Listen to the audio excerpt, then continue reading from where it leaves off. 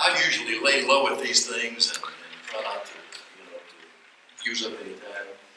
This is an amazing man, and I know his son has already introduced him, but Wayne Barrier is one of these people that it would be a huge mistake to underestimate, okay?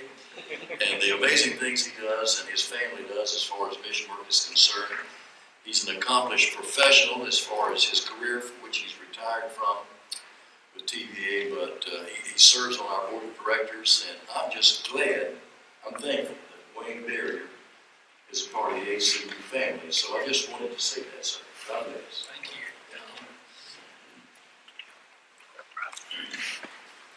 Appreciate that.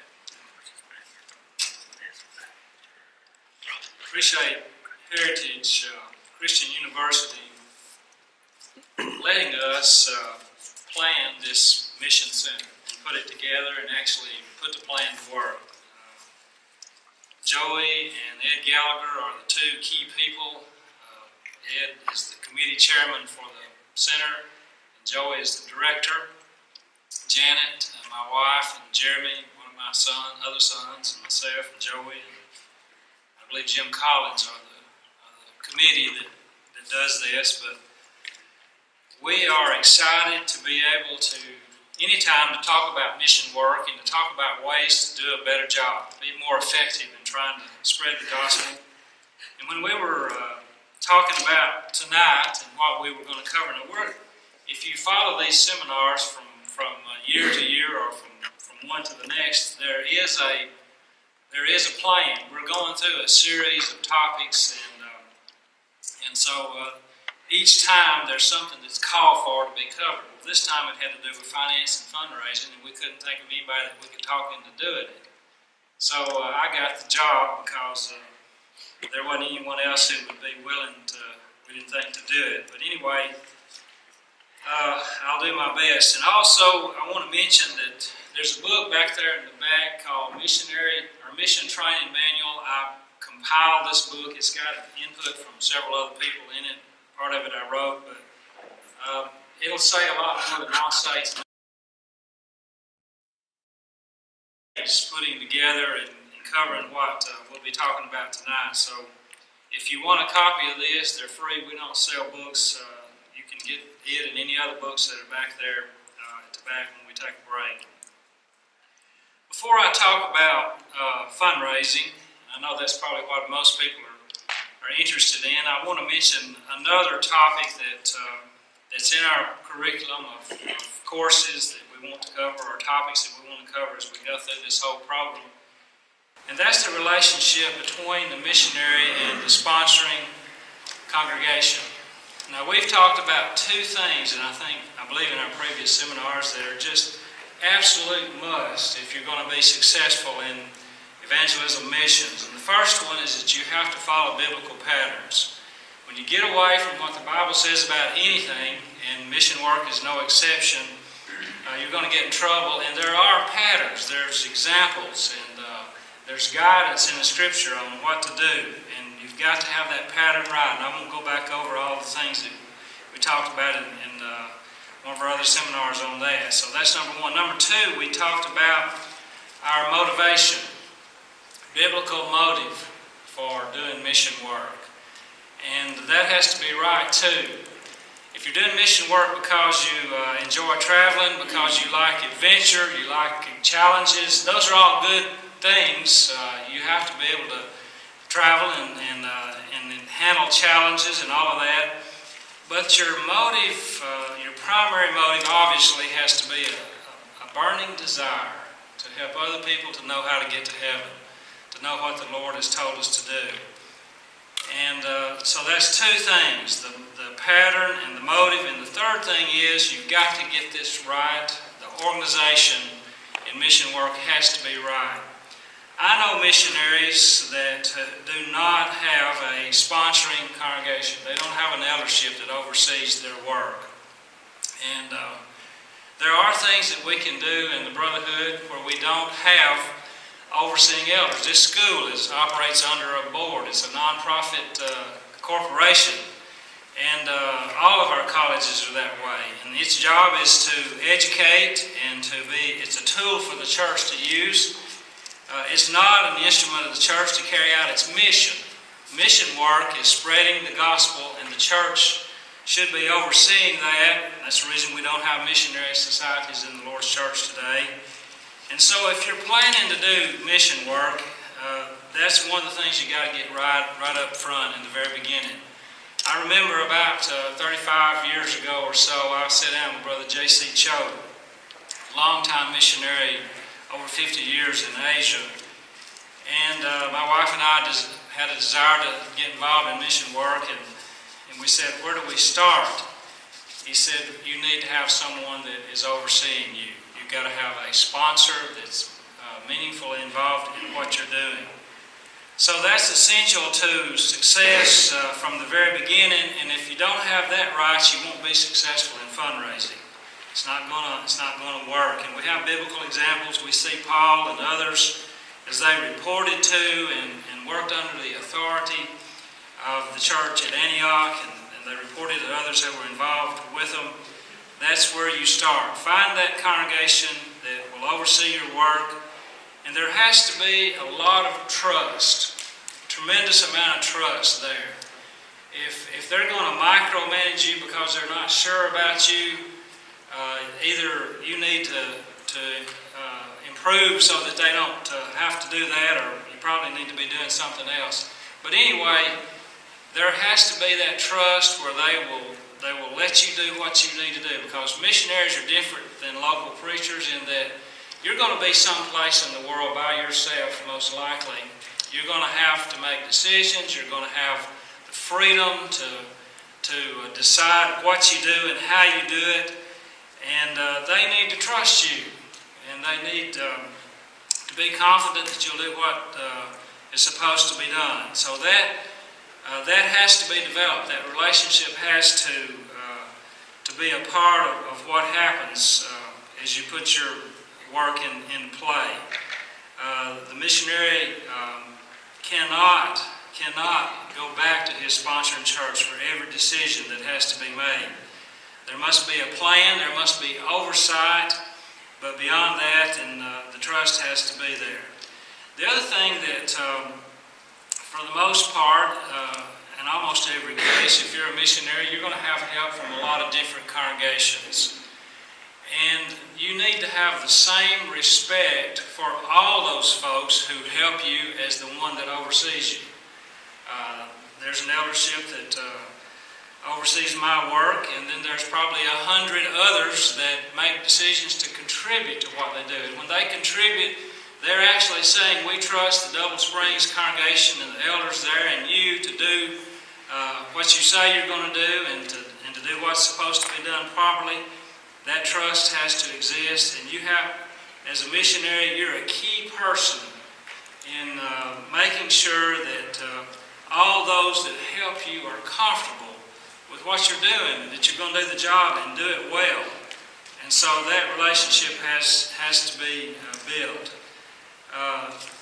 You have to make sure as a missionary that you're able to manage and coordinate a whole process. The whole thing has to be taken care of, and if you don't do that, it's going to fall through the cracks. You cannot rely on your elders to do that, or the congregation that oversees you. So again, that trust has to be there. Another thing is you need to prepare to report adequately to those who oversee you. Occasionally elders will ask me, we support a man somewhere in the world and in work, and we haven't heard from him for 10 years. What do you think we ought to do? Well, I may be mean, but I say drop him. If you don't know and you can't find out, it's usually the case, they try to communicate and you can't find out, then you need to report, and elders need to demand that they know what's going on, at least in some form. We do quarterly reports. They're 2 pages long, and we touch 60 countries in one way or another. We have a program that covers, that involves a dozen people traveling through many, many countries every year. spending hundreds of thousands of dollars, but we can get our reporting done in 2 pages every 3 months. And from all I can tell from those who support us, that's enough. As a matter of fact, I've had some tell me don't make it any longer than that. But you have to report at least in some form on a regular basis. And there also has to be some personal contact. There are situations where missionaries are in the field and can't be home and report in person, but we report to everybody that helps us every year if we possibly can. So that reporting is very, very important, and it's important for a lot of reasons. One of them is because when those who support you and oversee you know what you're trying to accomplish, where you're going, what you're doing, they'll be praying for you. And that's probably the most powerful thing that can happen, is for them to pray for you. Because where we go and when we do what we do, we are putting our lives on the line. We're in dangerous places. We are in situations where we have no control many times. And we really need those prayers coming all the time. And when they know what you're trying to accomplish in the congregations who are helping you, they'll pray specifically. Help us get this program launched in Mongolia or China or wherever you're trying to go. They'll pray for people by name. And that is important. And if you don't report, then folks don't know about that. So get that right. If you're young folks, if you're thinking about doing mission work, you got to have that sponsor. And you got to have that eldership and congregation that's behind you, that knows you. There can't be anything but transparency in every way when you try to get started. And when you have that relationship and you start trying to raise money, and that comes next, then you'll be a lot more successful in doing that. I've seen lots of good plans, lots of good people try to do mission work that couldn't raise money. Almost everybody that I've talked to that's in missions say that's the least enjoyable part of what they do. And I don't think of it in that way. It's hard, and sometimes there are ups and downs in it. But the ups outweigh the downs. It's just part of doing the job, and the whole money part of it. But I'm going to give you some steps to take when it comes to this part of it, the finance part of it. And the first one is you need to have a good, comprehensive, written plan for your whole work. And that plan needs to talk about where you're going to be working and what that place is like, what's the religion there, what's the population, what's the culture like, what's the government like, what are you going to do? How do you plan to spread the gospel in China? How do you plan to spread the gospel in Burma, for instance, or Vietnam, where we're working one of our most recent programs? In other words, describe what you're going to do in enough detail that they can understand what you're planning to do. There has to be a schedule. There has to be a budget involved in it. We're going to do this by a certain date, and this, and here's the amount of money that's needed to do all these things. There has to be a very specific evangelism plan. How are you going to preach the gospel? When we first went to Burma about 16 or 17 years ago, you couldn't go there and have a gospel meeting or advertise a gathering of any kind. It was totally illegal to do that. And if you did, you'd probably get thrown in jail, thrown out of the country, and you'd cause what few brethren were there to be punished very severely. So what are you going to do to make sure that people can hear the gospel? What is your plan to get this job done? And I think Joey's already talked about the fact in another meeting, 1 million people die every week who have never heard the gospel of Jesus Christ. And so we don't have the luxury of being comfortable in what we're doing. When we plan our work, when we're trying to schedule and budget and figure out how to get this word out, then we need to be looking at reaching lots and lots of people. We need to make that number smaller. We need for it to be zero.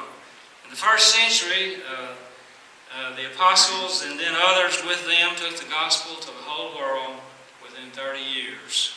Within 30 years. They didn't have airplanes and internet and email and all the electronic communications that we have today. We need to do better. So an evangelism plan. There needs to be information about you. There needs to be information about your sponsor. All in that comprehensive written plan. And that's what you start out with when you talk to folks about helping you. It needs to be complete. They may not say up front that they want that, but they will appreciate it, and it'll make a difference when you present it to them. You need a good budget. I've already mentioned budget, but that budget must be designed so that there's a connection between what you're going to do and what you're going to spend can be determined. That determination has to be made. I've raised money for a long time, and I visited the congregation last night. It has never helped us before. I met with the elders. Elders meetings come in all kinds of forms. Sometimes you sit down in a formal meeting for a couple of hours.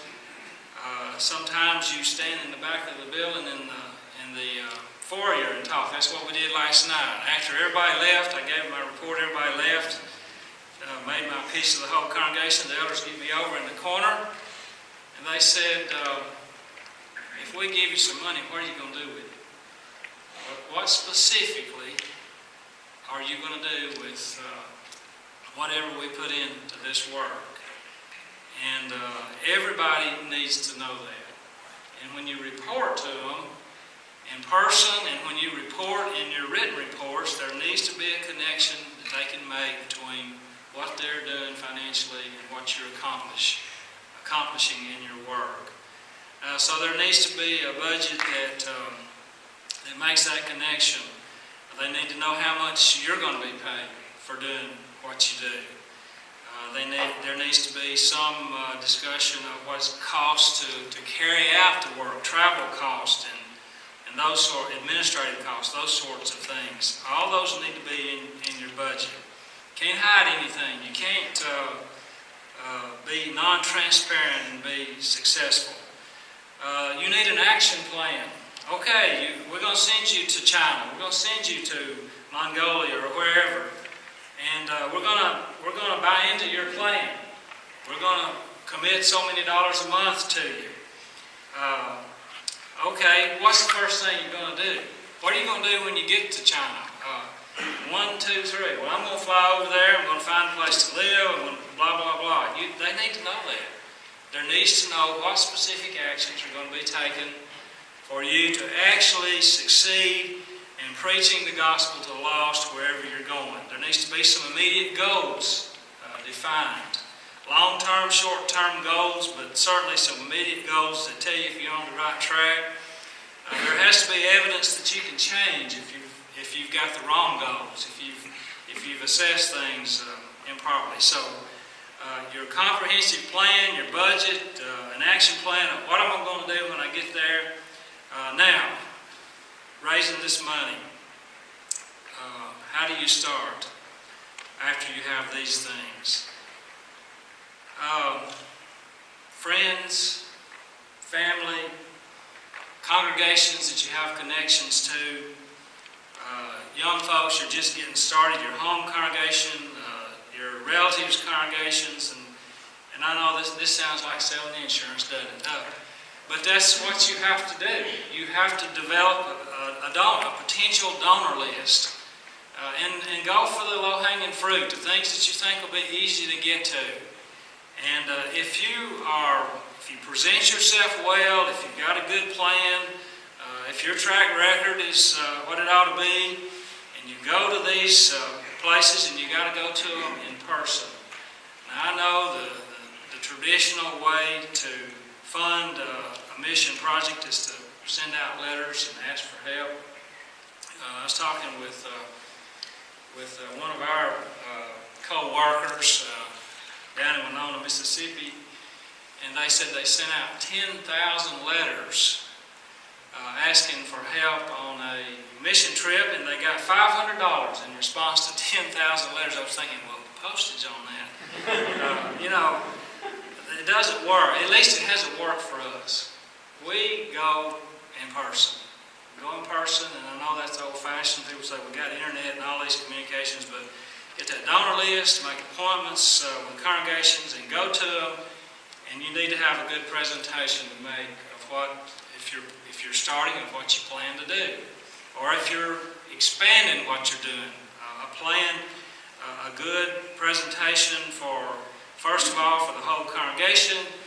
If you're trying to raise money, try every way possible to be able to get in front of the whole congregation. And there are elders here, a lot of elders here, and in a minute they're going to be answering questions, but my experience is that elders are a lot more comfortable helping a project if the whole congregation has seen it and likes it and has a good feeling about it. So if you're able to present it to the whole congregation and there's a positive vibe from it, then your chances of those elders and leaders helping you is better. Now that doesn't always happen, but if you can, I know there's young ladies who want to go on mission trips, and you're not going to be able to get up and preach and make a presentation, and you know you have to, that's a given. There's adjustments made for that, but the more people you can talk to, the better. You're going to make a presentation to the congregation, and then you're going to have to talk to the elders and leaders. You need to have your act together. You need to have this plan. You need to be able to move through it fluidly and quickly. They have 500 people asking for money, probably, along with yours, and you need to be able to get it said and get it done. Leave time for questions if you meet with them. Outline your approach, talk about your methods, describe the field that you're going to be going into, talk about goals, talk about anticipated responses, talk about how much it's going to cost when you meet with elders. You need a brochure of some kind, a little simple trifold that you can make on your home computer is good enough that summarizes all of this, that actually is a real condensed summary of your overall plan. Give that to everybody, all the leaders and meetings, so that they'll have something that they can look at very quickly. And get that done when you are able to get in front of the congregation. Expect to fail when you start about 90% of the time. And then after a while, you'll start being successful 25% of the time, and then it goes up to 50% of the time. And today, I don't visit a congregation pretty much unless I know before I go that they're going to help us. I mean, I ask them up front. I asked just a few days ago, a congregation called me and wanted me to come. And I said, we need help, and I would really enjoy coming, but I need to know, are you serious about helping? I need to know that you know enough already about me that you're thinking you might do something. And they said yes, so I went, and they're going to help. But that comes a long way down the road. You can't start off there. But it will come somewhere down the road as you do your work. When you are in front of an eldership or decision-making group in a congregation, and you get to the end of your presentation, which is 15, 30 minutes usually, and you close, don't leave there without asking for what you want. Now, this is a classic problem that I see with people who are beginning. They get to that point, they've done an outstanding job of painting a picture of what they want to do, what they need, all this stuff, and they'll leave and they'll say, you know, if you can just do anything for me, if it's $50 a month, that'd be great. Well, if you need $1,000 a month, tell them, I need $1,000 a month. Now, they're probably not going to do that. Or, I mean, maybe you need $10,000 a month. Whatever it is, tell them what you need.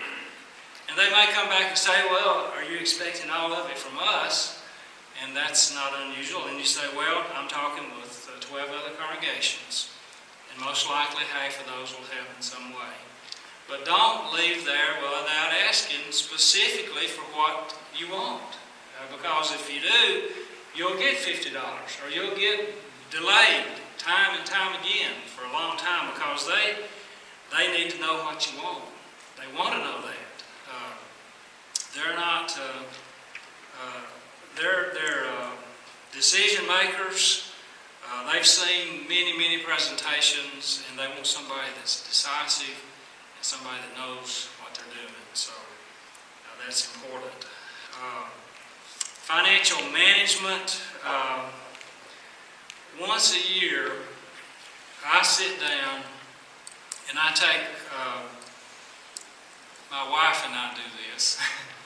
We take all the mail, all the communications that we have from all the places where we work in the world, all the projects. We have about 30 projects. And we try to determine what we have accomplished, what we've accomplished in the previous year. And you have to do that. And then we have little measures that we make. When we spend a certain amount of money on a particular project, are we getting our return on that project? And that forces us to make adjustments in what we're doing. It forces us sometimes to drop projects. It's also what you do before you go into a new area. And I know every soul is worth the whole world. We know that. But what I try to do is to make sure I'm as efficient as I can possibly be and effective. Now, we advertise when we promote our work that we do mass evangelism. We look at our mass evangelism projects every year. Are our radio programs, or our television programs, or is this literature program, whatever we're doing, is it still working? Are we still connecting with the number of people that we say we're communicating with? And we evaluate what we're doing every single year. I do that. Joey's involved in that. Janet's involved in it. Jeremy. We try to make sure that we evaluate and make those periodic adjustments to what we're doing. If you look at our plan from year to year, there's gradual change made. There's never really big, drastic changes that occur. So anyway, measure your success against the money that you're spending. And sometimes I look at other works, what other people are doing. Sometimes I see people that seem to be doing a lot better job than we are. I figure out what they're doing. And if it really is that way, you just have to be constant in looking at yourself and determining if you're doing what you're supposed to be doing. We're working with the Lord's money. We're working with souls. And we want to do the very best that we can. We do lots of praying. Pray every day. There's not a day that passes that I don't think about riding down the streets of Rangoon, Burma, or New Delhi, India, or Bangalore, or Bangkok, Thailand, or any number of places in the world, and seeing men and women and children who have a soul that's just as important as my soul, that I know have never heard the gospel. And trying to think of ways that we can get somehow to more people with what we do. We've got to always be burdened with that. Paul said in Philippians chapter 3, he felt pressure. He says, I press on. He said he felt pressure because of the fact that even though the whole world had heard the gospel, the whole world had not obeyed the gospel. Paul had succeeded in taking the gospel everywhere in the world. Every creature under heaven had heard, Colossians 1 said. And yet he's not satisfied. He's not at all satisfied because there are still people who have not obeyed. And so when we put our program together and get our sponsoring congregation behind us and then begin to get supporters involved with us and we go out and we represent, if we're enthusiastic about it, if our plan's good, concise, crisp, well presented, we'll succeed. If our motive is right, we'll succeed. Lord bless us with that success. And that's the goal. I'm going to stop there. Like I say, get this book and you can get all of it. I know that what I said is most of you here already know all these things. And but we have to remind ourselves, because I know I have to remind myself all the time to be careful to do these things that I've been talking about in the last few minutes here. We're going to go straight into a panel discussion, and then you can. I've been telling you what elders think. Let's see if they think the way I've said they think, and I'm sure all of them will have some variation to that. But anyway, Joey, are you handling the panel? Yeah, I can ask the questions, but Okay, all right. those on the panel, if you don't mind making your way up to the stage. You're going to get to sit up front here. All right. We didn't want to take a big break because I was scared that some people might drift off and off as in leave. And I really want y'all to hear what they have to say. Now, we did say elders, not all elders. There's some deacons here, some missions committee people here, and we've got Harvey Digby from you're at Florence Boulevard now, and Lawrence Smith from New Hope. Is Barry going to be coming later? Okay. Braxton or something. Barry Jacobs will be here. Okay. Barry Jacobs from New Hope will be here as well, and Roy Wilson, Jim Posey from Doble Springs. Roy Wilson, I'm sorry, is from Madison. You were on the missions committee, now you're an elder there. Jim Posey is the elder at Doble Springs. Don Posey is a deacon, missions deacon. And Tim Ashley, Dr. Ashley, the one who saves my life so often, and Doyle McDonald, both elders at Killen, and then Ed Gallagher. You are a deacon, right? So, at Florence Boulevard. Okay. Anyway, this is the group here. A lot of wisdom right here, and we're going to ask them a bunch of questions. I'll just start off with the first one. What is the number one thing that you look for in a work? Number one thing. Look for in a work. I think it's return on investment. As your dad said, a lot of people are asking for money, so you look for bang for the buck. What are the measurable outcomes, and then what's the potential for that work both now and in the future? Well, I think the same thing. You want to, you're very responsible to divide the money that's been contributed to the church, and it's an awesome responsibility to make it go as far as it will. And when you look at work, you might want to look at maybe who's been there before, see how receptive the people were. You look at the character that's thinking about going into the field, see what his character is, and you get a lot in your first interview just meeting the person. And you look at where he's going, the living environment, just a lot of things like that. First of all, I just want to mention that for those of you who are planning to be missionaries, if you come and you were to meet with our mission committee or with our elders, you've got a leg up from the standpoint that you're going to command a lot of respect immediately just because of your dedication. And I do want to make that known, and I'm sure all the other men here would agree.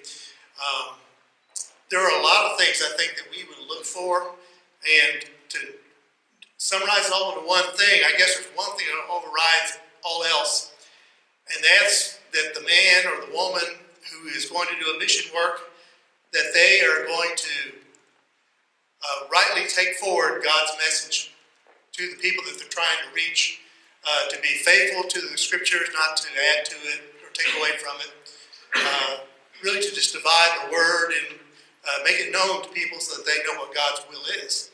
And if they don't do that, then all the other things really doesn't matter. So I think that's the number one thing as far as I'm concerned. I think the thing that touches me most is the dedication that a person has. It's hard to do anything unless you really believe in what you're doing and you're really dedicated to it.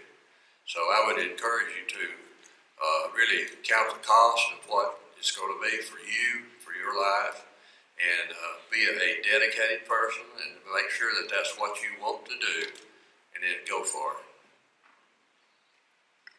I think I'm in a little bit different position than some of these other men, because I don't serve as an elder. I'm the gatekeeper. So, but knowing the things that they look for, of course, the first thing that is obviously scriptural integrity of the work, and that's by far the most important. But second to that would be a well thought out plan. I just think it's really important for the missionary and the mission team to have a well thought out plan. Not that I'm naive enough to think that plan won't have to change over the course of time, but just the fact that you have a well thought out plan is evidence that you have put in the forethought and the due diligence to do the research, and you know what to expect. So I think that's the main thing. It's hard to add to what's been said. I've got a little different perspective. I've only been an elder for a short time, and before then I was trying to raise money to do short-term missions, and our family went to the Pacific for a year several years ago, so I was on your side of the fence trying to figure out how to talk to elders about raising money, and it's a hard thing to do. One of the hardest things I've ever done is stand up in front of an eldership or a church and say, I need money, and they're looking at me like, you're a doctor, you don't need money. But it is difficult, and I, like Brother Posey, admire anyone who does that, and you look at their commitment. But I guess I'd echo what Brother Wilson said as much as anything. These people need to be, that we're looking at you, if you're coming to ask for funds or support, you need to be godly. You need to be filled with the Spirit. And that's what they've said. We need to see commitment in the hearts of people that we talk to. It doesn't matter what field you go to. I mean, there's people right here in Lauderdale County. There's more churches of Christ in Lauderdale County than anywhere in the world. But there's mission opportunities right here. So the field is not, to me, what's so important. It's the person that's going, or the family that's going. Secondarily, there's another question there, but secondarily, I'd like to look pretty closely at a person's, if it's going to be a long-term commitment, at their psychological health. We've seen a lot of problems with that over the years. And so those are things that I would think of just first off. Are they godly? Are they biblical? And are you filled with the Spirit? Well, the only thing that I had down was the sound doctrine, and they've all alluded to that. We need to know what you're thinking about and your philosophy and all of that, so that we know that when we help, then it's going in the right direction.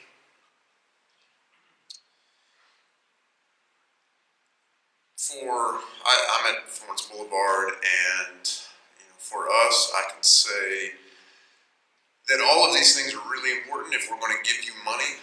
But before you even get to the point where you're sitting down across from us, talking to us about your project, and when we get the letter in the mail and you're wanting to come sit down next to us, probably the first thing we think of is, do we know this person at all? Anybody know him? Do we have any connection to this individual at all? Did it get handed to us by one of our elders? We're on a missions committee, so did it get handed to us by one of our elders who this is his son-in-law, or does one of our elders know him? Nobody knows anything, goes in the dustbin. That's what we do with that. We've got enough stuff to worry about that if we have no connection at all, not going to worry about it. Just keeping it real. Yeah. Thank you. Y'all don't know how important that is right there. really happened. So make sure you have a connection. I think Daddy was saying. We asked for your number one thing. If y'all want to add to that with any other things, feel free to start with you, Ed, and come back this way. Any other things that would be a close second or something that didn't get mentioned that you feel like you just need to mention? Yeah. Well, I think a couple of things. All the things Wayne talked about in his lecture are right on, but I'll tell you, probably the number one reason we give to Wayne his work is not any of the things he said, but the number one reason we give to him is because he came and for 45 minutes he told us amazing stories about what was going on in Burma. And he told us about this guy named Tien Lin and how he signed his life away so that they could go preach the gospel, and we were in awe of that. He told us about this orphan girl who had risen up in the ranks and became some high official in the Burmese government, and how there was a twist to that story and how it all hinged on the church's relationship with this former orphan girl, and we were just in awe that God was doing that. And it was the stories. From the perspective of the missionary trying to get money, I mean, that's a good strategy. It certainly worked on us. I would say the other thing I think about is we like to give to successes. We have had the occasion where somebody comes to us and sits across the table and says, I want to become a missionary in Zimbabwe or Timbuktu or Albania or Scotland or somewhere, and I have this thing that I would like to do, and they haven't done it yet. And we'll sometimes give to that work, but we're a little wary of that because they haven't really proven themselves. But when Wayne comes to us, he's proven it. He's got the school in Burma that's already functioning and running, and he just needs somebody to take the cost of that. Or, there's this thing going on in Ghana, and it's already there, and it's working, and the evidence is there, and they just need somebody to give to that. We like to give to successes. We feel really good about giving to what we know is already working. We feel a little wary about giving to things that we're not sure if it's going to pan out or not. And like he just said, we do like to know who we're talking to, and if there's anybody in the congregation that knows them, can recommend them, they will have a greater chance of talking to us. And I know that sounds hard, but if we don't really know you, we're probably not going to talk too much with you. We also look for the potential for growth, and if the missionary is suited for the work. Sometimes they come in and it's obvious that they're not. And so we look closely at that. And as Wayne talked about the master plan or goals, they need to have those if they are going to talk to us. Yeah, those are all great things. If you're going to a place and you're going to be there long term, I would like to know if you're working yourself out of a job or not. You're not going to live forever. You're going to leave there one way or the other. Do you have a plan to turn that work over to the local people that are there? And that's what the barriers are doing. That's what I like about their work. They're teaching preachers. And I think that's where we need to be. Totally unrelated to that, a lot of times we forget to look at the ladies. And at Killen, we've had so much success with ladies. Ruth Ord, Wayne's mother, has probably contacted and been responsible for more baptisms than anybody that I know of. And she was absolutely on her own in a terrible place called Nigeria, where they kidnapped you because you were an American. And my friends that have gone over there have been kidnapped. But Ruth was there, and she went back time and time again. We had two young ladies at Killen.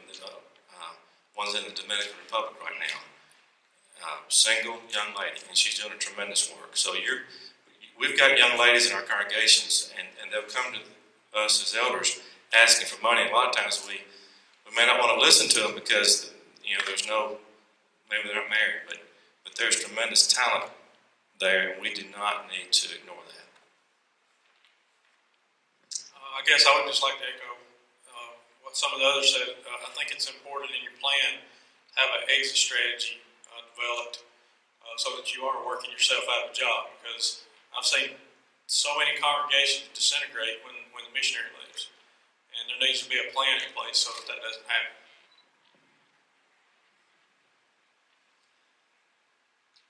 This is a little bit different from what the other gentlemen have been saying, but will you be happy doing this?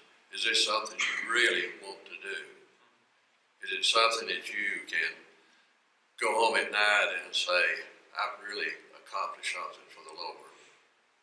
Be dedicated, be sincere, and be sure this is what you want to do, and that that's what you need to do, and do it to the very best of your ability.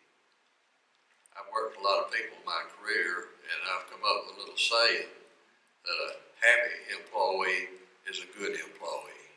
And if you really want to do this, you'll be happy at it, and you'll accomplish things that you'll always be proud of the rest of your life. Jim, that's what you asked me when I went before y'all to ask if y'all would oversee my part of the work. Is this what you're going to do? I thought it was very interesting. That's what you said. And because I've never even imagined myself doing anything else. But that was what you want to know. Are you in it for the long haul? I thought that's pretty interesting. Sorry, go ahead. Okay, Brother Wayne I agree with everything he said, but just as an illustration, I want to tell you that the mass congregation does not fit all those areas.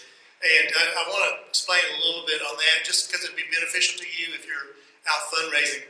And first of all, there are many ways to do God's work, or do God's will through mission workers.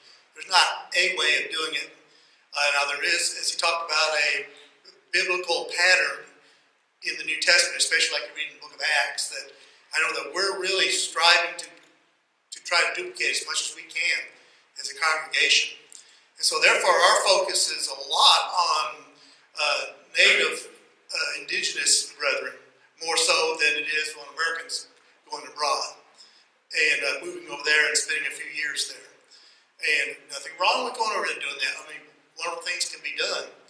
But we're looking at other factors like, we talk about 1 million people dying every day, and we start looking at the math of it and thinking, well, what is the quickest way we can reach as many people as possible? And so there's different, our method that we are really trying to focus on, and we're not there yet. We're trying to migrate and get that way more and more with the money that we utilize, is to try to spread out and reach as many places as we can through mass evangelism, through follow-up, and through effective leadership training. And so as a result, if somebody comes and they're doing a mission effort that's not quite that same pattern, certainly God bless you in that work. And you may not get an opportunity to meet with the mission committee because of that. And it's, again, not just to snub anybody. It's just that there's only so much money to go around. And that's just a philosophy that we're more and more trying to adhere to, and not to slide anybody, or not to say any other work is not as good, because we're not talking about that. Each congregation, each eldership, the members there, they each may focus on different methods. And so when you go out and reach out, of course you need to go to congregations that will be receptive to the work that you're going to do. And if you're going to do the work like what we're trying to do, certainly we would be receptive. We would love to hear from you. You would not get a chance, again, with our congregation to stand in front of the entire congregation. We've got more than 400 family units in our congregation. And if we let everybody who asked to come, the preacher would never get a chance to give a sermon. And so therefore we had to, find a reasonable way of getting the information. And that is initially to meet with our mission committee. And then once you reach a certain point, if the mission committee feels like, hey, this is a very promising mission opportunity, then of course the elders would we'd have a chance to meet with you too. But anyway, that's, for our congregation, that's kind of the way that we look at it. Okay, what things are important? One of the things that our eldership looks at always is, in a word, we want the people that we're teaching, the natives or whatever the place might be, to have an exit plan, to be able to take on the work in a certain amount of time. And another thing we look at in the missionary itself is his family. He's got a wife, he's got young kids, older kids, what the situation there is, and is that well thought of in his plan. I had another one I was going to say, but I forgot it, so I'm going to pass. Just to echo what's already been said, you've got to be ready to defend why they should invest a lot of money in you versus spending those same dollars on multiple people, indigenous people from that country. And I know for Florence Boulevard, we're not interested in anything that's going to put people in a position where they have to have U.S. support forever.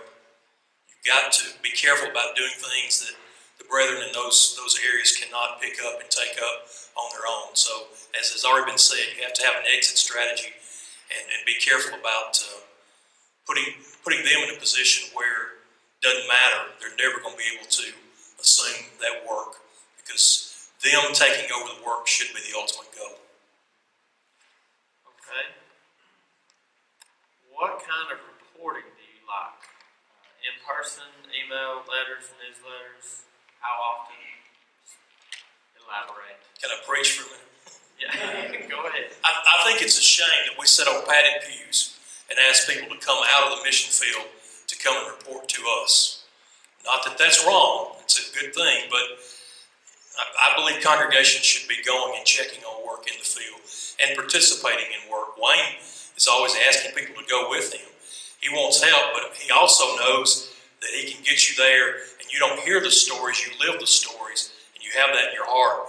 You're closer tied to the work. If you can get people to come, see what you're doing on site, it's so much better than a newsletter, which that's a fine way to report, but that's my 2 cents about that. Well, I think it's very important that the whole congregation gets to meet the missionary. I know a lot of times their supporters are in different states where you have to do a lot of travel and it's expensive to travel, and that can't be done too often. But once you meet the family, it's not good for just the elders to know the missionary. And I think it's important. I like the newsletter. 3 times a year, I believe you mentioned, or twice a year. A detailed newsletter brings you up on the things that's current to them, things that's giving them problems. Just in general, a letter is very important, I think. In budgeting, you can't report too often in person. I agree with all that the last two was being said, so don't have that much to add to that. If you're working with a missionary who lives in the United States and travels across, it's fabulous to have them come and to present to the congregation. I agree. In some cases, if you are helping financially a native evangelist, he's maybe a national evangelist, working, teams of evangelists who are not getting paid or whatever the arrangement may be. We generally don't want to try to put that native evangelist on a plane and bring him back over here to report. Instead, someone on our missions committee will report to the congregation and explain what all is going on, and that puts an onus on the mission committee to fully understand what's going on. And so they have to travel and be there, put boots on the ground, so to speak. And but getting the information across to the congregation is really, really important. I do agree with that.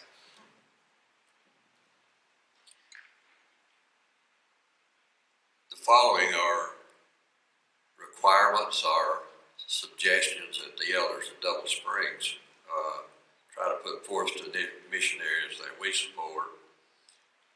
If possible, we like a yearly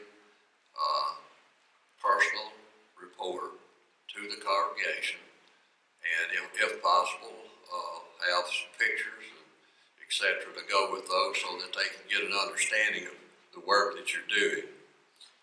Emails would be as needed or as necessary. Letters, that would just be strictly up to you. Newsletters, usually quarterly, just so that we can stay in touch and know where you are and what you're doing and what success you're having. And then we can relay this to the membership so that they can feel like that they're a part of the work, and if they want to make suggestions, they can talk to the elders about it. I'm going to pass because these are my elders.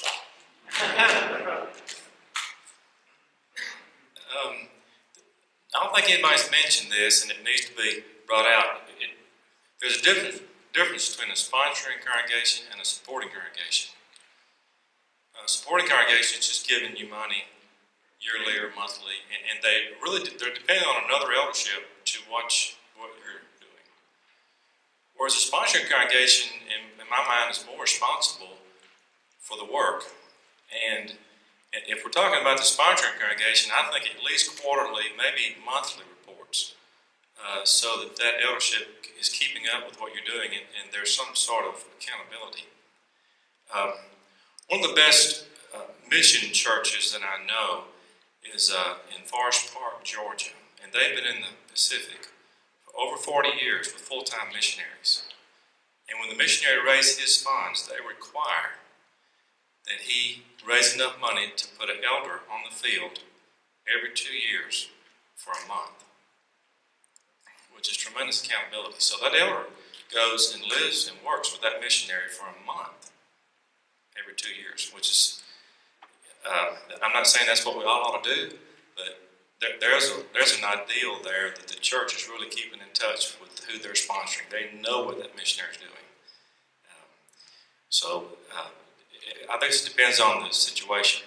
But if you're sponsoring eldership, or if you're looking for an eldership that wants to sponsor you, I would say monthly would be better. Monthly reporting would be better, and yearly or definitely every 2 years a visit. Very seldom does Killen allow a missionary to get in front of the congregation. It's been something that's been done for years and years and years, but for special reasons we allow, like our first Sunday in July contribution. Usually, in times past, we've allowed missionaries who are going to benefit from that contribution to be before the congregation, and this year one will. But very seldom have we done that, and I guess it comes from a long time ago from Malin Wilson and Paul Wilson and their thoughts. And how often depends on the missionary that reports. We sponsor Vinay David, and a lot of you know Vinay David because he was here at school. Sometimes you don't hear from Vinay for a while, but I'll tell you why you don't hear from Vinay. Is that Vinay is out working, and he is so busy he doesn't have time to tell you what he's doing. But when he does, we hear from him, and so it will depend on the missionary and how often they report.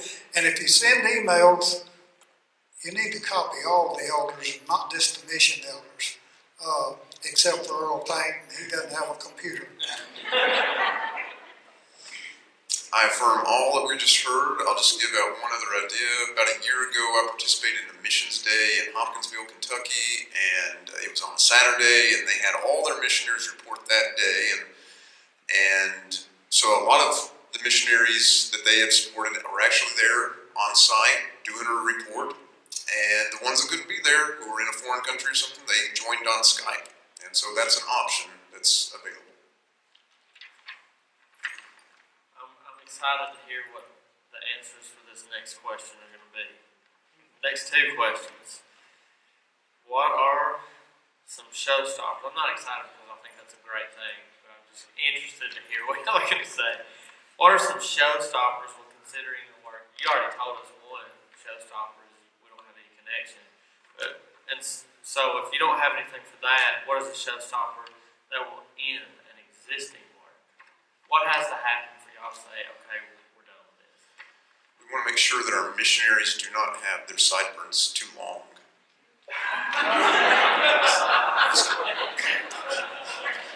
It's just purely directed at Joey.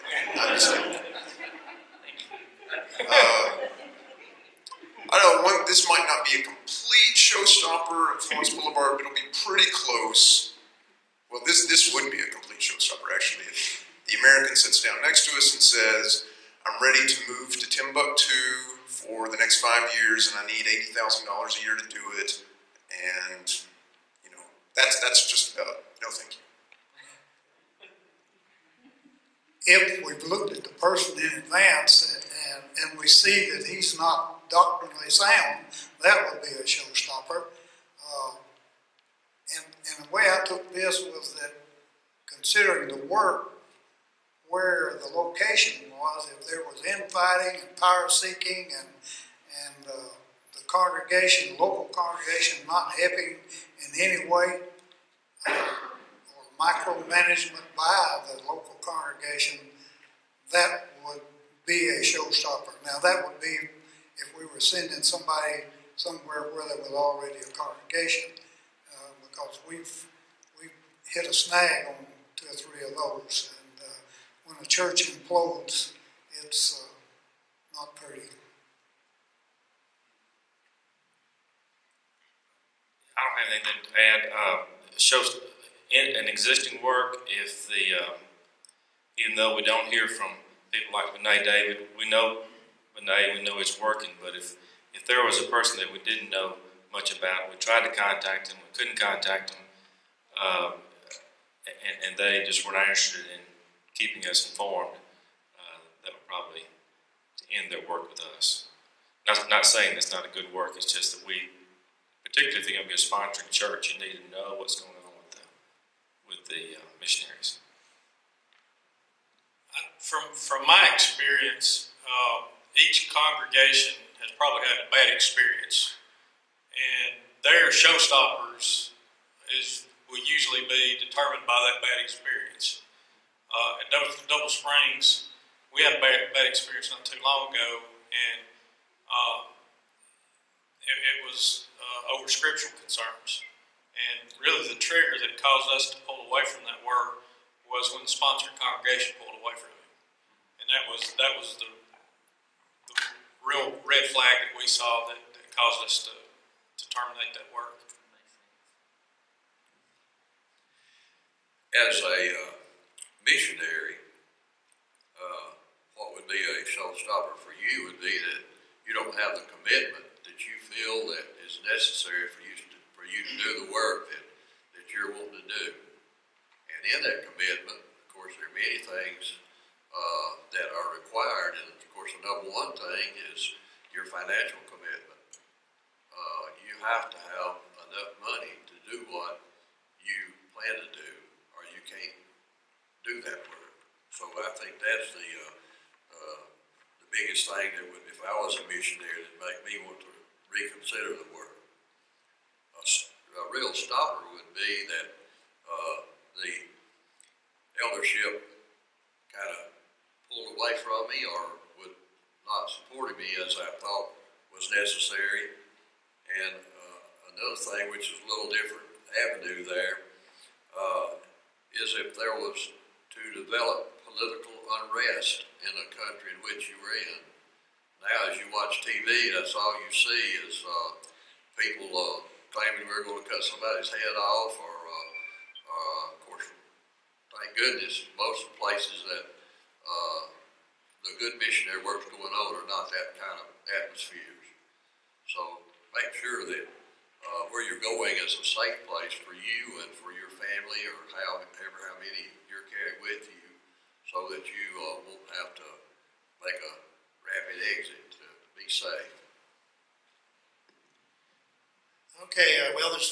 maybe 3 different areas I might comment on, and again, just for information sharing. If a missionary comes to us and wants us to help support a work that the congregation is sponsoring, and that work is comprised a lot of investing money at the congregational level, whether that could be a lot of things, paying the local preacher there, or to build buildings, or just things like that, where the money reaches down at the congregational level. For us, that's a showstopper. Not that the people there don't deserve the money, but there's some philosophical concerns we have about their independence and our involvement with them, because they are an autonomous congregation. Also, the concern that we're talking about, the million who die every day, you start doing the math and you figure all that money being invested in one congregation, we don't have enough money to be able to do that and to be able to reach. We've got to find faster ways. So that would be a type of work that we would have to say, Godspeed, brothers, but we can't participate. If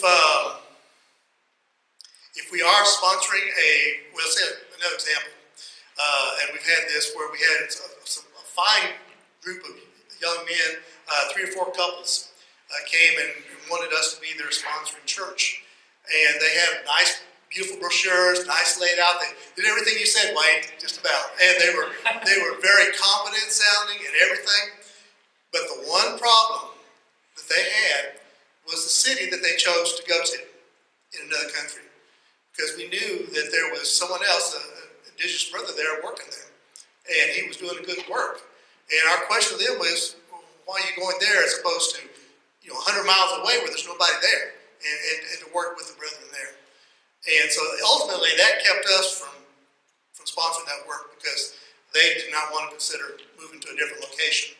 And I don't need to get into the reasons why they might not want to do that. But anyway, that's another one. A third case, we're talking about the stopping work, a showstopper, which is sad and kind of heart-rending to me too. Is we were supporting a national evangelist in another country, and unfortunately, and it could be partially cultural, could be a part of it, but he showed gross disregard of being able to manage the finances.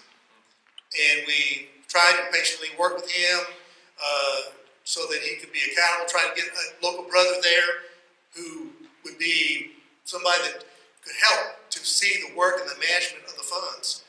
But he just kept misusing it in such an extreme way that we finally had to basically pull the plug finally. And there just didn't seem to be any other way, sadly, because it was really a shame, because he was very effective as far as reaching out to people. But it just, that was a problem that we just couldn't get around.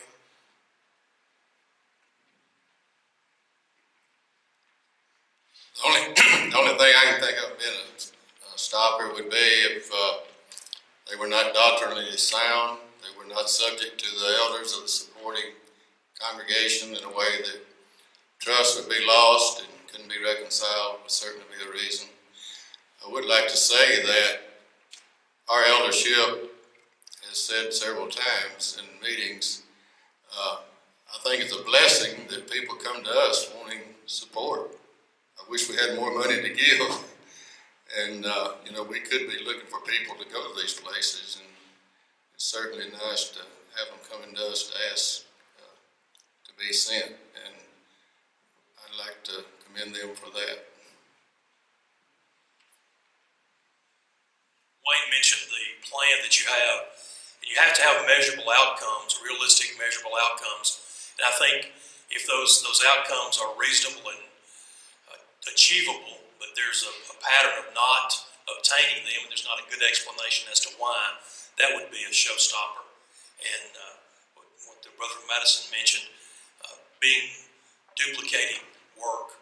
You may not realize this, but most, especially in this area, most elderships, mission committees know just about everybody.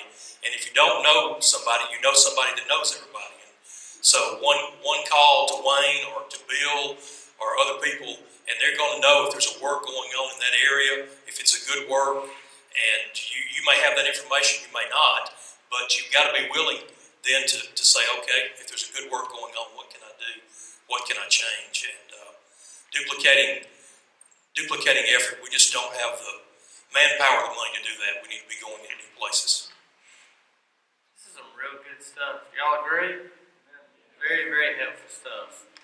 We're going to do one more question, and then we're going to take a break, and then we're going to open it up where y'all can ask questions.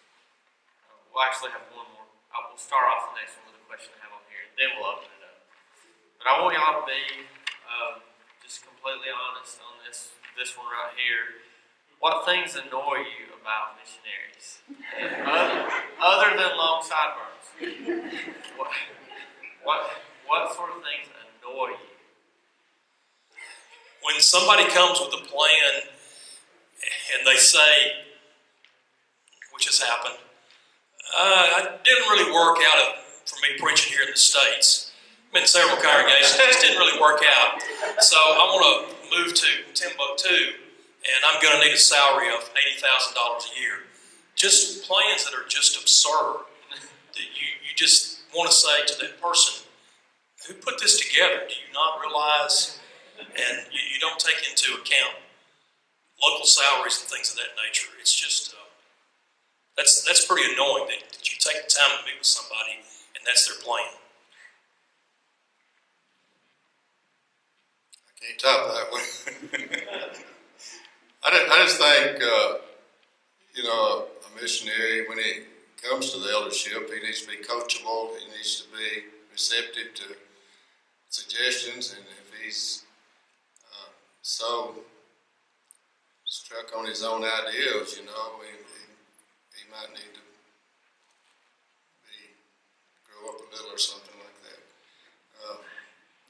Most of them do well. I think they ought to be well prepared when they come to an eldership. They ought to have the budget. They ought to have most of the answers that would need to be asked. And being ill prepared would be one thing that annoyed me. So are you saying the overconfident missionary who knows everything is annoying? The one who cannot be taught, who comes in and preaches down in a congregation. Why come to us if you're not going to listen? That makes sense. That makes a lot of sense. I don't know what to say after that. That's good information. If we're going to work with a missionary, again, there's got to be a tremendous amount of trust. And if the person does not come across as trustworthy, that's a waste of their time and ours. So I agree. And as far as me personally, like if ever I'm meeting with a missionary, I'm not so worried about what they look like now. It may be important when they go to fundraise and whatever, but it's what they do in the field that counts. It's what's in their heart, and we have to understand that. And especially when you're working with indigenous brethren, you've got to understand cultural differences. Not that we haven't flubbed up and maybe confused ourselves, but it's really important to have that trust, to build it. Also, of course, to make sure that they understand what the expectations are, because no man is an island, so to speak, and that's the whole purpose of having an eldership, to oversee the work. But the same token, generally speaking, the missionary is a lot more knowledgeable than elders. So the elders need to also consider the experience, and especially when they're culturally cognizant of what's going on in a location, and to put a lot of weight on that as well. We had a missionary that was doing what I thought was a great work, and he made normal trips back to the States to give reports, and then all at once that stopped. And we didn't hear from him, and finally he didn't get a check. And we've been hearing from him ever since. And he's still doing a good work, and he's more dedicated to us now as far as his reporting and everything is concerned. So, and one of the things, remember, when you make a report, remember this one little cliche. One picture is worth 1,000 words.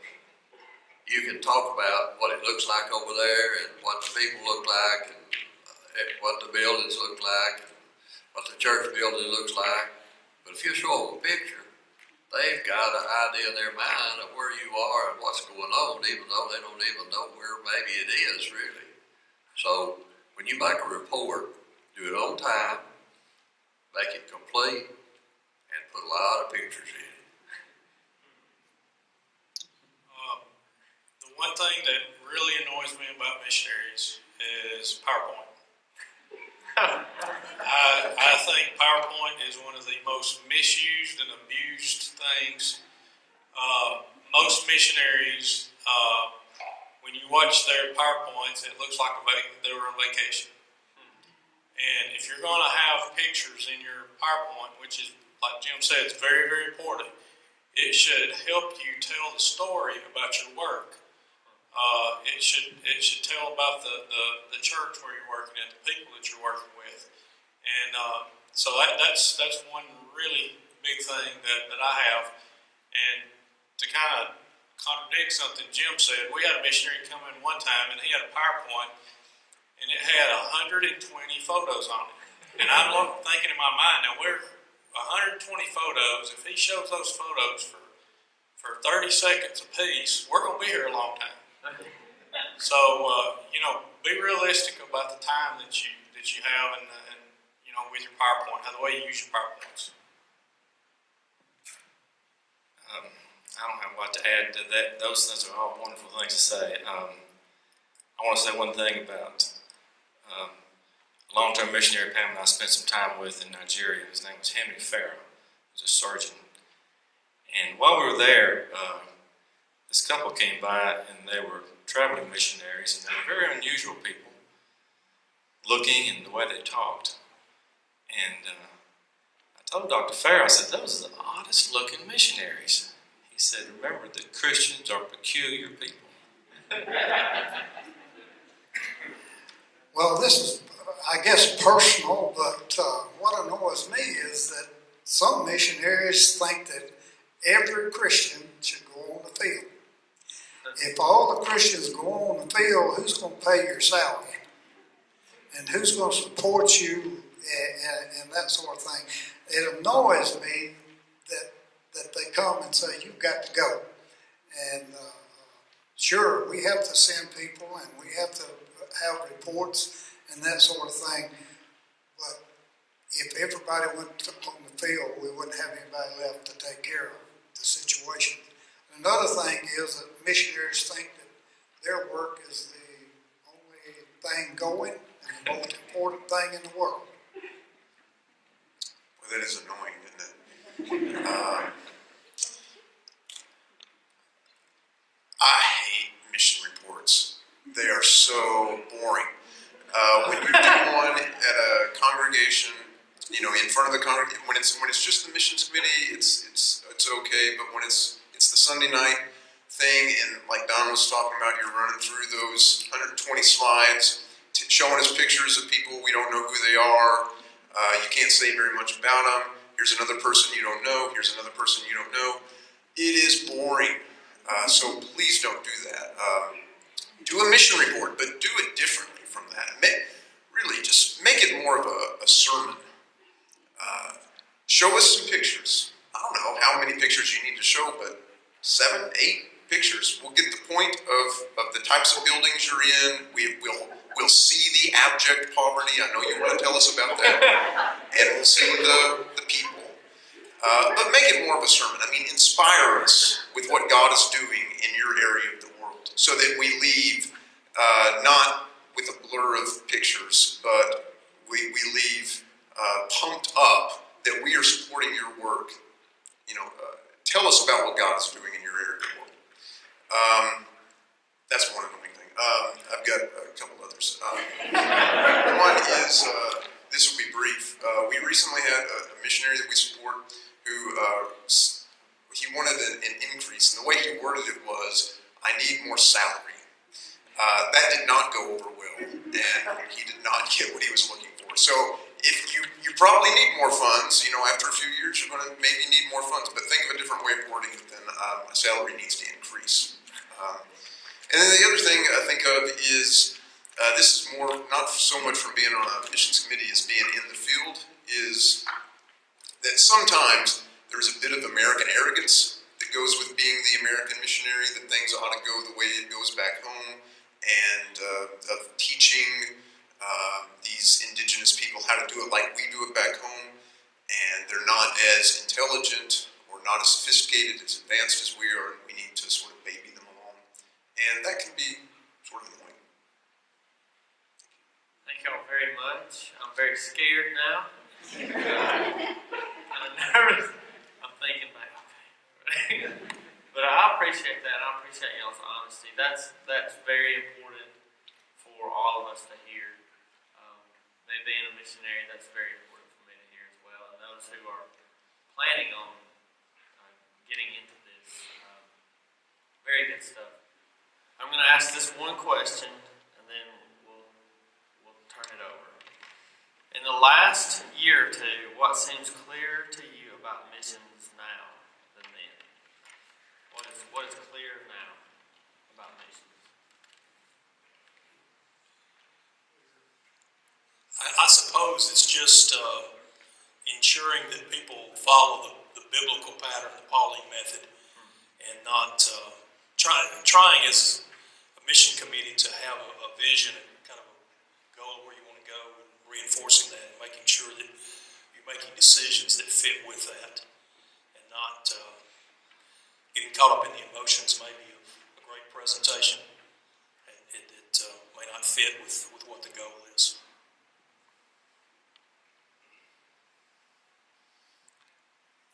Not having long to think about it, I see no whole lot of difference in the one facing the church in general.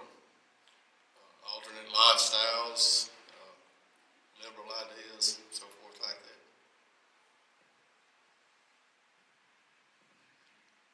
That's a hard question. I guess for me, probably a better understanding of the enormity of the task that lies before us. Part of what you just said about the decay of the church, but also the fact that we're, as a brotherhood, we're not focusing our efforts collectively in the way it needs to be able to reach the whole world. Well, to me, the thing I've learned is that there are different aspects to anything that you go at, and the more you learn, the better you can cope with the situations that come up. And I'm just glad I was here, and hope that I can carry something with me that'll help me to make better decisions in the future than I have in the past. I think the thing that has become most clear to me is that our work is measured not by really how many people we baptize, but how many people we teach. It's not our responsibility to respond to the gospel for people. It's just our responsibility to put it out there. So I think that's helped me with especially in my work in the mission field, is to realize that.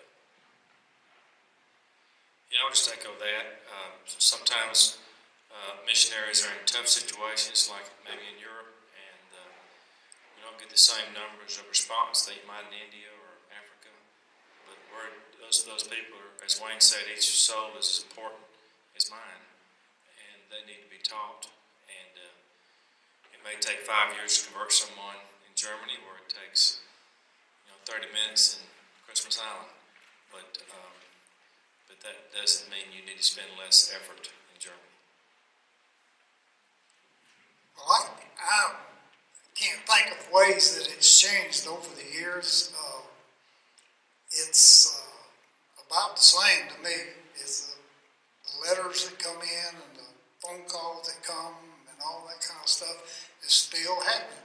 And so that's kind of the way I feel about it. It's basically the same.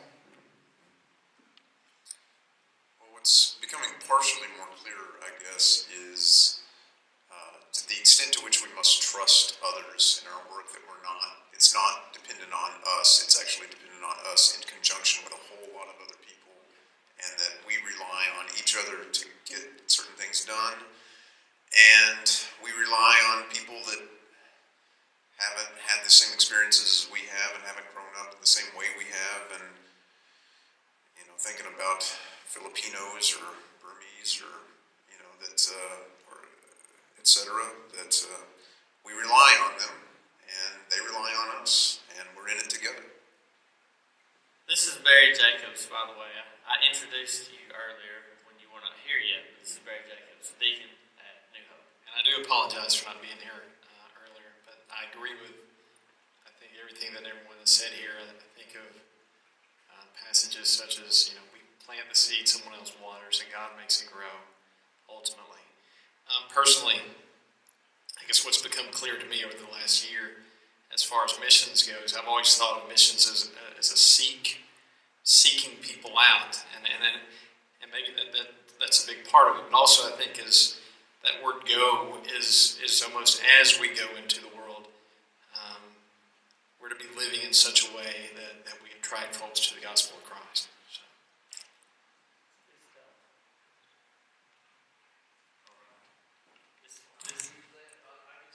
I don't never say anything. I have no filter.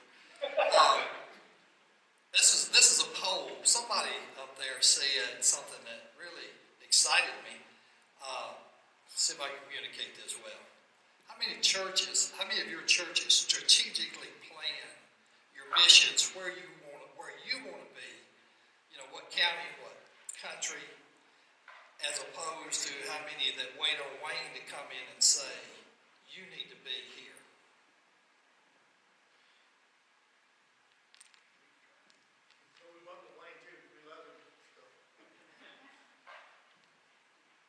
It does seem like we're more reactionary. I do, we just, I don't know if originally there was more forethought there, but it does seem like we are more reactionary, more so than strategic. But I'll pass the mic.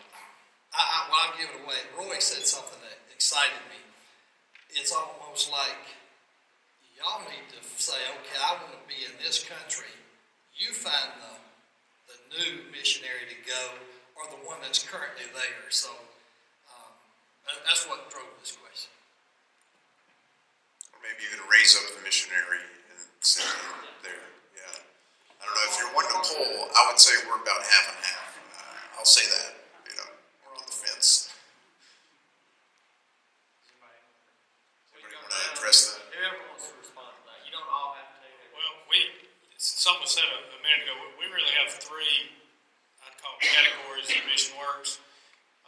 We have mission works that we just make one-time contributions to. Then we have mission works that we support monthly, and then we have mission work that we oversee. In the mission work that we oversee, we make strategic plans about where to go and what to do. The other ones are more reactionary than the one that we oversee.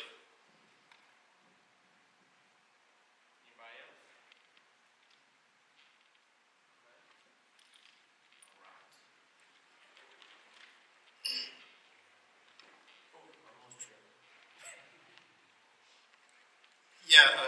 So much of the discussion tonight, understandably, has been about missionaries going on the field long term. There are a lot of people that would like to go on the field short term. I've got a job, I've got so much vacation a year, but it takes a lot of money to go to some places. What advice can you give somebody like me, family of 4 or 5 or whatever, raising money? I mean, when I've done a little of this before, what I found, it was all individuals. What I found was all my letters ended up in the dustbin, except the one place I had a real connection was my home congregation. The rest of them went in the dustbin. So what can you tell me, or can you give me any advice or any insight, how I can approach raising money from congregations? I'll just say something and I'll turn it over. I think connections are the main, one of the main things. I know a lot of people go with Wayne and his team. A lot of individuals do on short-term missions, and having the association with Wayne, you kind of ride on his coattails a little bit, so, and can benefit from the relationships that he already has developed.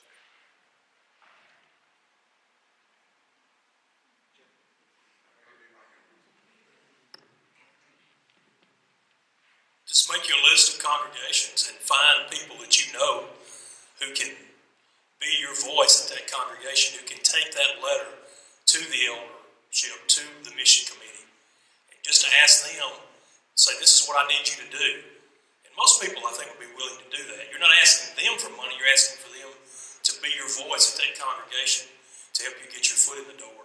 And then, like Don said, if you're going with someone, or like Wayne or someone else, find out most of the congregations that give him monthly money also have one-time money set aside.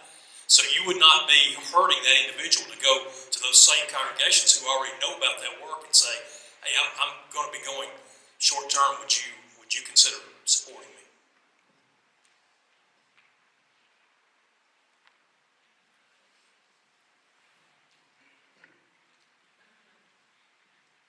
Just to follow up on what Arvin just said, at Florence Boulevard, we would actually be much more likely to support your short-term trip if you were going to a place that we regularly supported. So it would be, I think, wise to find those churches that already support that work you want to go to and send them letters.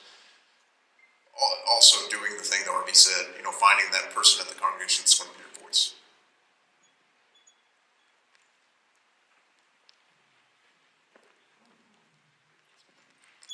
Just wondering, do you as elders and deacons and foreign missionaries, do y'all find it harder to give to gentlemen or couples that are going to first world countries, or not the,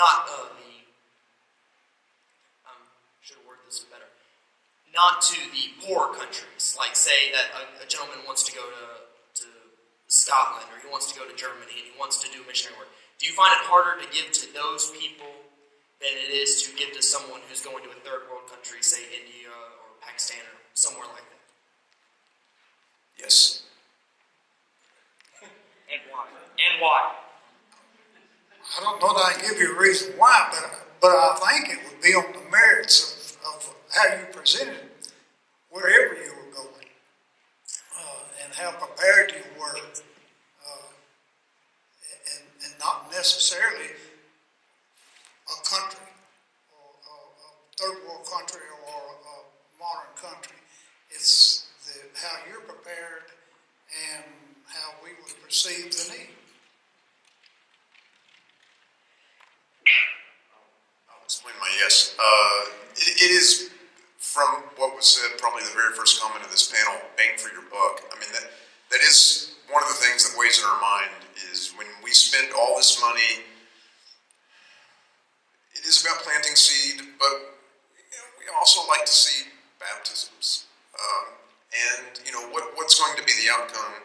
And I know that if we spend that amount of money in the Philippines, or if we spend that amount of money in certain other places, India, there's going to be a lot of response. And if we spend that amount of money in Western Europe, there's not going to be as much response. And that's just the way the world is at this moment in our history. And so we are looking for bang for a buck.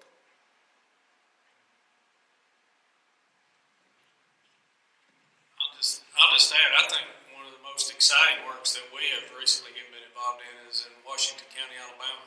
Established a congregation there. One of the few counties in the state that didn't have a congregation there until that time. So, I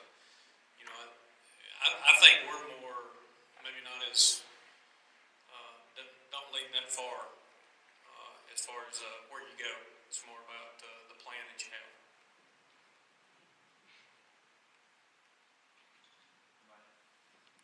Anybody else have a question?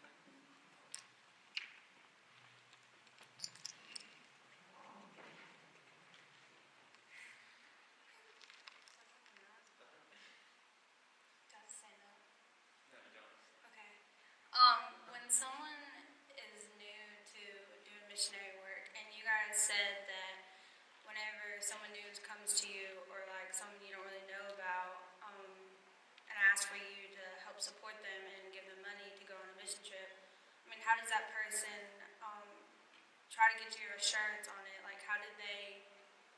Because everyone has to have a start. Like, how do you start that off if you don't really like know them that well? I guess. Like, I don't know if I asked that right. Do you understand what I'm saying? That's a very good question, and I can tell you with our congregation, you know, and I think Wayne talked about it, connections. If you start with congregations that you know, I know if people who worship in our congregation, if they come and they want to go somewhere and do a mission work, just to encourage their evangelistic heart, it's worth it to us to provide financial support for that because they're a member of our congregation.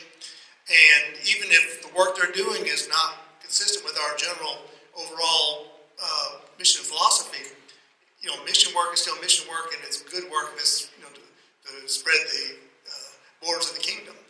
And so if you go to places that, you know, you have connections with, that I think that's the best place to start. And if, you know, you also want to go to some places that you may not have as strong connections with, but that congregation knows the area that you're going to with the work. See, that can also, you know, open up doors potentially. Somebody who's new, if they go with somebody who's seasoned, you know, that's the way everybody has to start out. And that's the best way to learn is to go and to observe, watch closely, and then when you're ready to go the next time, then you know what you're able to contribute is, you know, grows over that time.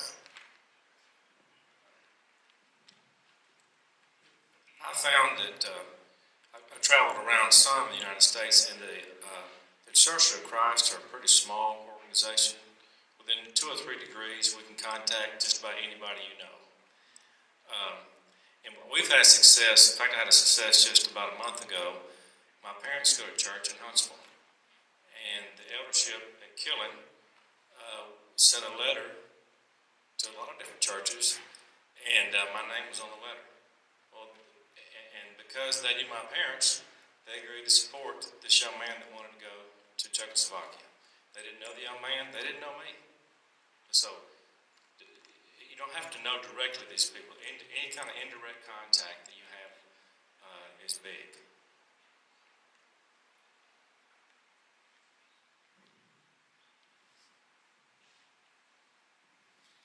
We at New Hope we're pretty well flat on the missionaries that we support every monthly. But when we have students that wants to go on an organized campaign, Joey has taken some from our congregation. He usually tells us what amount of money they would need, and if a member of the church or some of the members of the church at New Hope have family members that wants to go, we give that a priority. We try to help them. We also encourage them as part of the makeup is to try to make up some of the money themselves. So it's just a job a missionary has to do. We give high priority to this because we have seen some come back and make preachers. We've seen some be teachers. Sometimes just to go to a mission area plants a seed that lasts through their lifetime. Just for, you know, where they may go 2 weeks or 3 weeks or some trip like this. But we think that's very important when someone wants to go on one. We do consider the safety of the place they go, and it has to be very well organized.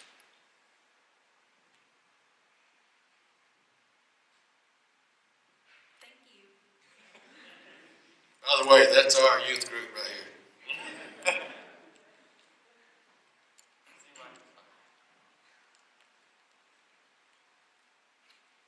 In support of Harmony's question, do you give any credence to a letter of recommendation? Because I know when I went on my first trip, I had one of my elders that I knew the other congregations would recognize his name, write a letter. How do y'all feel about those? I think it's very important to deliver it by hand would be even better, you know. Yes.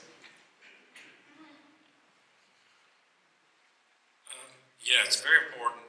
And one thing I think someone has said about it, I want to make sure we emphasize it. All your money needs to go through an eldership. Never send it to an individual personally. Always ask. You have to find an eldership first that'll receive it. But that money needs to go through an eldership every time.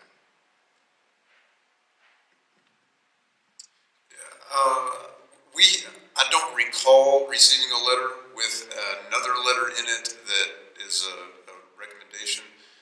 Maybe one time, and I think the way that went is we didn't recognize the elder's name, it was recognizing them, so it went in the dustbin. But conceivably, yes, if we received a letter and we didn't recognize your name, but you had a letter of recommendation also from an elder that we knew or somebody that we knew and respected, I think we would consider that along the same lines of we know this individual. Yeah, I think that's the way we would view it. That carries a big weight in killing.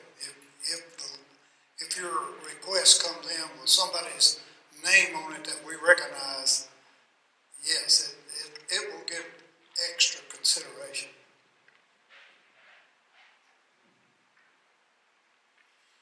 I have a quick question. You made a lot of mention about requirements or what you look for when you're looking at these missionaries. Do they know somebody who's veteran? Do they know the field they're going into? Do they have a plan? Are you guys more prone, if they have all these things, are you guys more prone to look at a long-term missionary versus a short-term missionary, or vice versa? Usually, it depends. We're fairly well loaded with long-term missionaries, but I think they would get equal consideration because long-term and short-term are two different things. And we have money budgeted for short-term. We budget for the long-term, but then we've got extra money. So when some of our members or some of friends of our members come and ask for money to go somewhere, we've got that.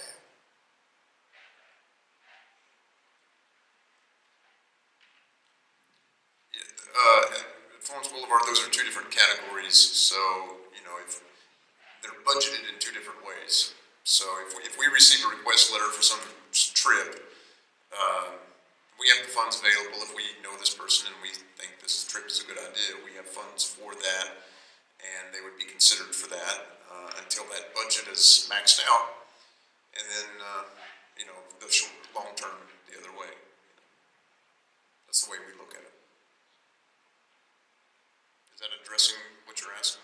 Yes, yeah. Okay. All right. Just making sure.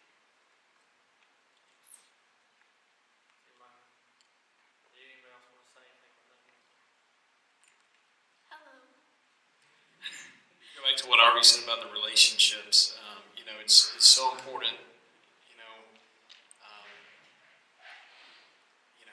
I think for an eldership and to get comfortable with you as a missionary, and that confidence that they can place in you, in building that relationship, however that comes, either through that reference, etc. But relationships are all key there.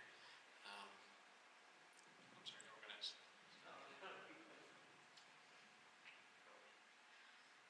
I just wanted to know what advice you guys would have to young people like the youth group ourselves that would like to go into mission work, how we transition our way into going into mission work, and what we can do to get ourselves there.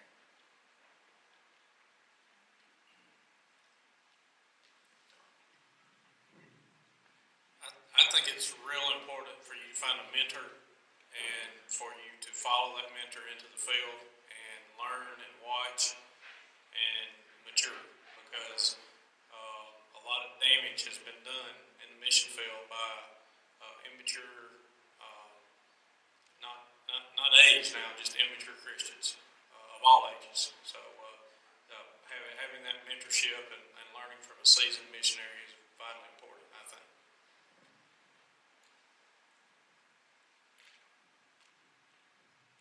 Wayne, you can pay me later for this commercial.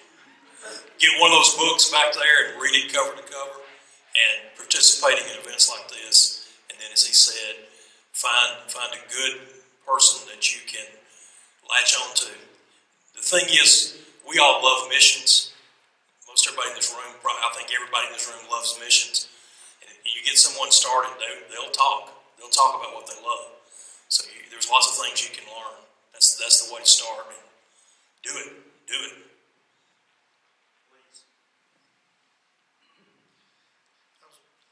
Just 1 second, since it's coming back.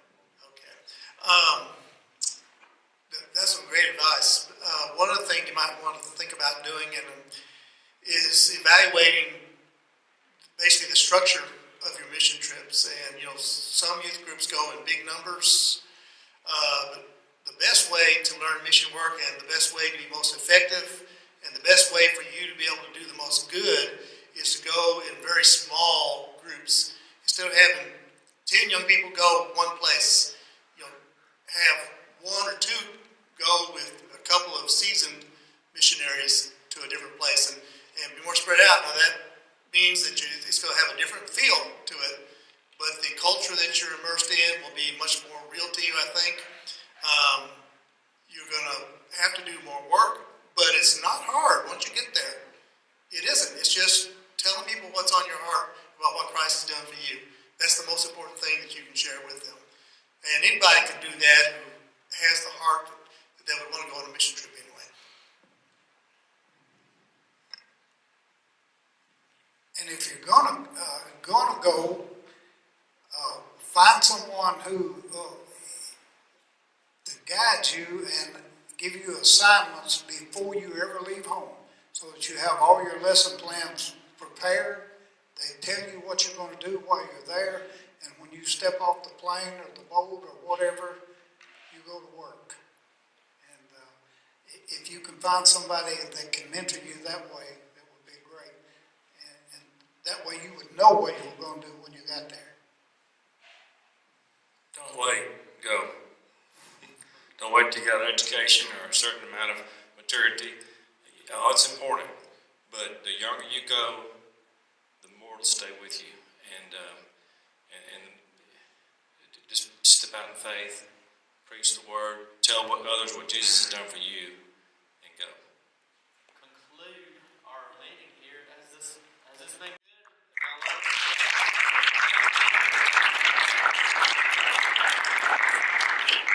This is so good. I was so excited about this, and this has exceeded my expectations of it. A lot of wisdom here, a lot of real good practical advice, a lot of harsh advice from Ed.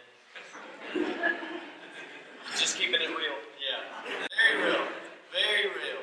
Now this really is good stuff, because if you're going to do this, you need to know this stuff, and I think this is important. And I wanted to say this: we need to know this not so that we can be better salesmen, not so that we can come in there and trick people or anything like that, but so that we will actually know how to do this work. Does that make sense? We don't want to know, okay, so we know that you got to do this and this and this, so make sure you do that for them. That's not what this is about. This is about having a better mission work, having a more effective mission work, having a better relationship with these elders. And I think that was said a whole lot. Communication. Anyway, I don't want to talk and say everything that y'all have already said, but thank y'all. Thank y'all so much.